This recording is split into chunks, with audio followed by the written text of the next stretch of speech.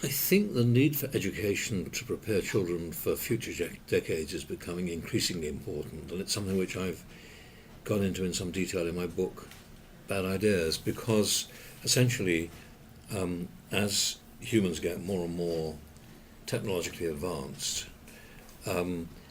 we throw out more and more challenges and adverse consequences of the technology that we use and the side effects. I mean, a classic example would be global warming, but actually, equally, you could take the technology of agriculture, which started 11,000 years ago, and now, of course, we have, actually, as a consequence, we have obesity as a major threat. I mean, 1/3 of Britons are obese. It's quite amazing.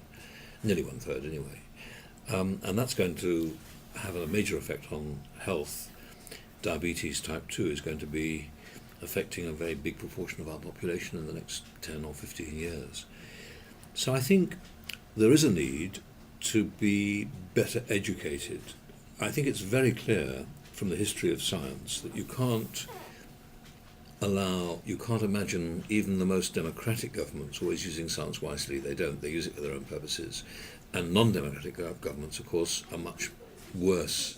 So I think the need for education is overwhelming because clearly if we are to handle science, we have to be science literate.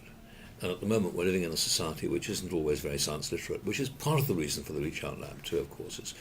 I'm not really interested in making the scientists of the future. I'm much more trying to persuade children that it's worth learning science because it's interesting and actually it's a form of our culture as important as Shakespeare or Moliere or Tolstoy or anybody else. And I think that one of the issues is that science should be seen as part of human culture.